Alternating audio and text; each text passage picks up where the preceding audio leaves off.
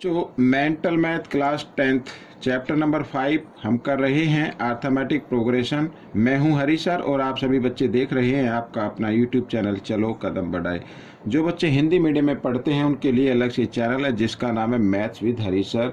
आइए करना शुरू करते हैं। एक चीज़ और, अगर अर्थमेटिक प्रोग्रेशन हम ये कर रहे हैं, इसके अन्य वीडियो आप देखना चाहते हैं तो डिस्क्रिप्शन बॉक्स में से लिंक ले सकते हैं, या फिर आप 10th क्लास की अन्य पार्ट आप देखना चाहते हैं, अन्य एक्सरसाइज देखना चाहते हैं तो time to time I button पर क्लिक कीजिए। जो आई बटन आएंगे आपके वीडियो पर तो उस पर क्लिक करके भी आप देख सकते हैं। आइए करना शुरू करते हैं।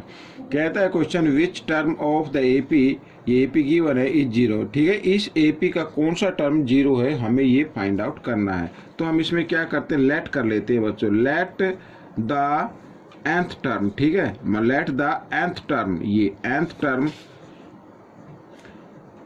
ठीक है इज जीरो, ये हमने लिख दिया। ठीक है, let the nth term is zero. तो n टर्म हम कैसे निकालते हैं, तो n टर्म ऐसे निकालेंगे, तो a प्लस n-1 और d। ठीक है, इससे n टर्म निकलता है। जो n टर्म हमने लिया है यानी ये जीरो जो है ये हमने n टर्म मान लिया, तो जीरो को आप इक्वल रख दीजिए। आइए आगे कर लेते हैं। अब देखो ए यहाँ पर क्या है, ये आपको मालूम हो ही चुका होगा कि फर्स्ट टर्म तो आपका जो है ये है 72, और डी क्या होगा, डी होगा बच्चों, अब देखो 9 6 जा 9 7 जा 9 8 जा, 9 की टेबल में आ रहे हैं सभी, 9 6 जा 54, 9 7 जा 63, 9 8 जा 72, और तो 9 इसका क्या हो जाएगा, कॉमन डिफरेंस हो जाएगा, लेकिन क्योंकि डिक्रीजिंग में है तो -9 होगा बच्चों। ठीक है, ये याद रखना। आइए करना शुरू करते हैं। तो ए की जगह आपको रखना है फर्स्ट टर्म, और n तो हमें फाइंड आउट करना -1, डी की जगह रखना आपको -9 और इक्वल 0, इस तरीके से। ठीक है, तो 72 इधर प्लस में, इधर आकर ये लिया माइनस में आ जाएगा, पहले तो इसको ले आओ, तो n-1 और इधर मैं अभी आपको दिखाता हूँ -72 आ गया। ठीक है, अच्छा 9 और था इधर, ये मल्टीप्लाई की फॉर्म में है, इस माइनस के साइन को मैं इधर लगा लेता हूँ। ठीक है, 9 क्या है, मल्टीप्लाई की फॉर्म में है, तो इधर आकर बच्चों ये किस फॉर्म में आ जाएगा ये भी आप ध्यान रखना। या आप एक काम करें, इस माइनस के साइन के साथ ही इसको ले आए इधर। ठीक है, 9 इस तरीके से, तो इस तरीके से भी आप कर सकते हैं। अब देखो क्या करना है, माइनस से माइनस का साइन आपको काट देना है, और 9 से भी 72 को 9 से डिवाइड कर दीजिए, 8 पे हो जाएगा। ठीक है, ये हो गया। अब n इक्वल 9, अच्छा ये -1 है, इसको इक्वल के साइन से इधर लेके आएंगे तो ये +1 हो जाएगा, तो n इक्वल क्या हो गया, सॉरी ये 8 था इधर, 8 ये 8 है, 8 + 1 9, तो 9 is the answer of this question. Means 9 term ऐसा होगा जीरो। ठीक है, जो जीरो आ जाएगा। आइए करना शुरू करते हैं नेक्स्ट क्वेश्चन। अब बच्चों देखो क्या कहता है, if the first 3 term of an AP are. ठीक है, ये फर्स्ट 3 टर्म गिवन है बी और सी, और फिर गिवन है 2b, ये 3 टर्म हैं एपी के। Find the ratio B and C, B और सी का रेशो आपको फाइंड आउट करना है। करना कैसे है, बहुत ही इजी क्वेश्चन है और इम्पोर्टेंट भी है, तो इसे जरूर ध्यान से देखिए और दूसरों को जरूर बताएं। देखो सबसे पहले बच्चों हम सभी को मालूम है कि कॉमन डिफरेंस क्या होता है, सेम होता है, तो आप इनको कॉमन डिफरेंस निकालते हैं और उसी से इस क्वेश्चन को सोल्व करेंगे। तो कॉमन डिफरेंस कैसे निकलता है, ठीक है, सेकंड टर्म में से फर्स्ट टर्म को आपको क्या कर देना, माइनस कर देना है इस तरीके से, और इक्वल का साइन, क्योंकि इक्वल होगा ना, कॉमन डिफरेंस क्या होता है, इक्वल होता है। अब क्या करेंगे, थर्ड टर्म में से आपको क्या कर देना है, सेकंड टर्म को माइनस कर देना है इस तरीके से। ठीक है, आप एक काम और कीजिए, अब एक काम और करना है आपको। अब जो सी वाले टर्म है उनको, या बी वाले टर्म को एक तरफ ले ले, सी वाले टर्म को एक तरफ ले ले। ठीक है, अब ये जैसे मान लो मैं सी का लेता हूँ, सी और ये माइनस सी इधर आकर ये +c हो गया। ठीक है, इक्वल, अब ये 2b और ये -b है, इक्वल के साइन से इधर आएगा तो +b हो जाएगा। ठीक, अब c और c कितने हो गए, 2c हो गए, और इधर 3b हो गया। ठीक है, अब हमें जो रेशो फाइंड आउट करना है वो फाइंड आउट करना है बी एंड सी का। तो आप चाहे तो इसको इस तरीके से भी लिख सकते हैं, 3b = 2c। ठीक है, तो ये इजी रहेगा आपके लिए। तो इस c को हम ले आते हैं इक्वल के साइन से इधर, ये देखो, तो इधर आकर ये क्योंकि 2 के साथ ही मल्टीप्लाई की फॉर्म में है तो इधर आकर ये डिवाइड की फॉर्म में आ जाएगा, 2 और 3 इधर मल्टीप्लाई की फॉर्म में इधर आकर ये डिवाइड की फॉर्म में आ जाएगा। तो B/C यानी 2/3 आ गया। आप चाहे तो इसको इस तरीके से भी लिख सकते हैं, ठीक है, ऐसे। तो ये आपका आंसर आ गया। आइए क्वेश्चन 33 क्या कहता है, आइए कर लेते हैं। देखो, if 7 times of 7th term of an AP is equal to 11 times its 11th term, then find the 18th term। 18th term आपको फाइंड आउट करना है, ठीक है। अब इसमें कहता है, देखो, यानी 7 टर्म है कोई, ये 7 टर्म हो गया, इसका 7th टर्म, इसका 7 टाइम्स, ये 7 टाइम्स कर दिया हमने, मल्टीप्लाई कर दिया, इक्वल है 11 टर्म, 11th टर्म का 11 टाइम्स, इस तरीके से, ठीक है, ये इक्वल है। 18 टर्म फाइंड आउट करना है, बहुत ही इजी है। तो 7, देखो 7 मल्टीप्लाई की फॉर्म में रख लेते हैं, और 7th टर्म कैसे फाइंड आउट करते हैं, A + 6D, यानी जो भी टर्म करते हैं उस D में मल्टीप्लाई होता है, उससे 1 नंबर कम होता है, ठीक है। अगर यहाँ पे 7D होता तो 8 टर्म हो जाता, 8D होता तो 9 टर्म हो जाता, इक्वल 11, और 11 टर्म A + 10D, इस तरीके से, ठीक है। 7 को A से मल्टीप्लाई कीजिए, 7A, 7 को 6 से मल्टीप्लाई कीजिए, 7 6 जा 42D, ठीक है, इक्वल 11A, और मल्टीप्लाई कर देते इधर भी, 11 10 जा 110D, ठीक है, ये हो गया। अब क्या करना है, A को एक तरफ, यानी सभी को लेके आओ एक तरफ, जितने भी टर्म है ना सबको एक तरफ ले आओ।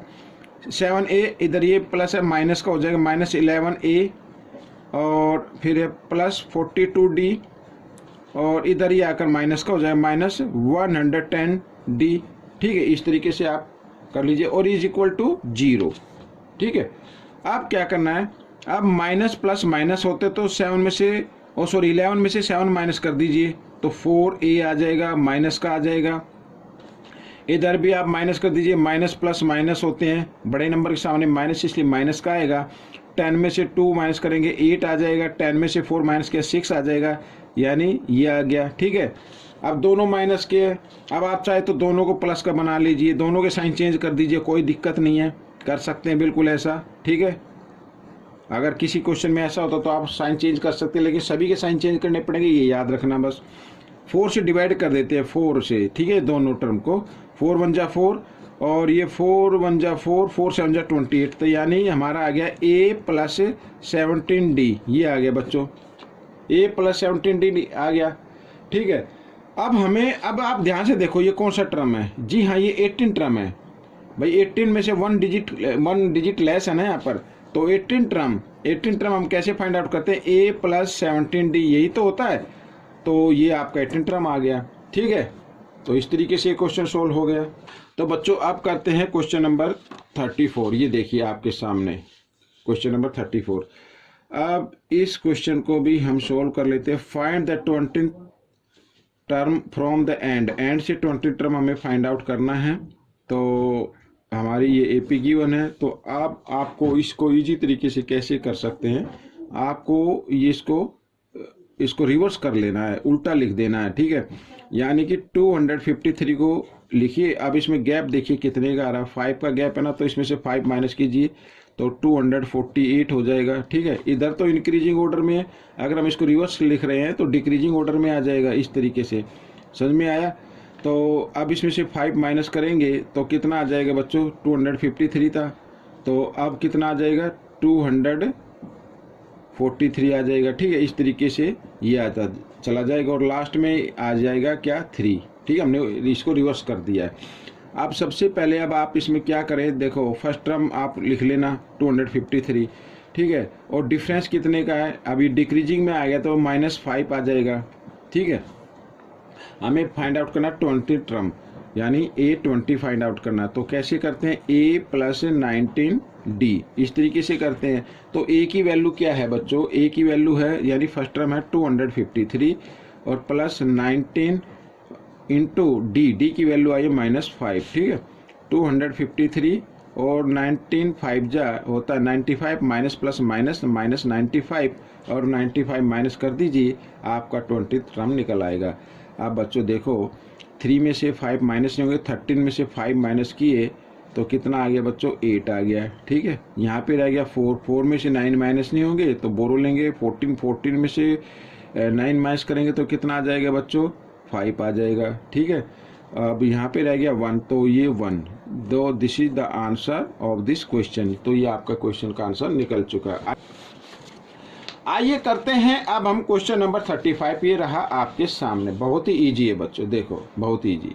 क्या कहता है क्वेश्चन, देखो, how many 2 digit natural number are there, यानी 2 डिजिट के नेचुरल नंबर कितने हैं, विच वैन डिवाइडेड बाई 3, जिसको हम 3 से डिवाइड किए करें, यील्ड एज 1 एज रिमाइंडर, यानी एक रिमाइंडर के रूप में बचा रहे।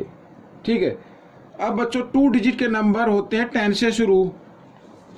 अब इसी को देख लेते हैं पहले, क्या इसको अगर 3 से हम इसको डिवाइड करें, ठीक है, तो क्या 1 रिमाइंडर बचेगा, तो 3 3 जा 9, जी हाँ 1 रिमाइंडर आ गया। तो यानी फर्स्ट टर्म तो ये हो गया।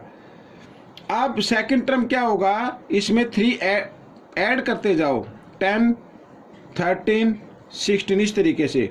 और लास्ट टर्म डिजिट होते हैं बच्चों 99 तक होते हैं, 2 डिजिट के 1 2। ठीक है, अब 99 तो 3 से कंप्लीट डिवाइड हो जाएगा। 98 को अगर हम डिवाइड करें 3 से तो 3 3 जा 9, ठीक है, यहाँ पर रह गया 8, तो 3 2 जा 6, तो यहाँ पे तो 2 रिमाइंडर बचा, ये बच गया 2, तो ये तो नहीं लेंगे। 97 देखते हैं, 97 को 3 से डिवाइड करते हैं तो 3 3 जा 9, ठीक है 7, तो 3 2 जा 6, ये आ गया 1 रिमाइंडर बच गया। तो लास्ट जो टर्म होगा वो होगा 97। ठीक है, अब हमें बताना टोटल टर्म कितने हैं। टोटल टर्म हमको फाइंड आउट करने, यानी एन टर्म आपको फाइंड आउट करने हैं।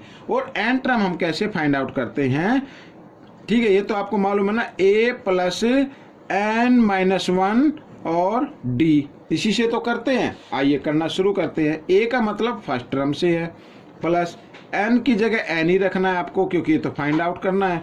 d क्या है, डिफरेंस कितना आ रहा, कॉमन डिफरेंस 3, क्योंकि हमने 3 ऐड किया था। और इससे क्या निकलेगा आपका, ये 97। ठीक है, एन टर्म क्या है, 97 है, तो इसी से हम आपका ये टोटल टर्म फाइंड आउट हो जाएंगे। ठीक है, अब देखो क्या करना है, 10 इधर प्लस में, इधर आकर माइनस में हो जाएगा, साथ ही 3 मल्टीप्लाई में ब्रैकेट के साथ, इधर आकर ये डिवाइड में आ जाएगा।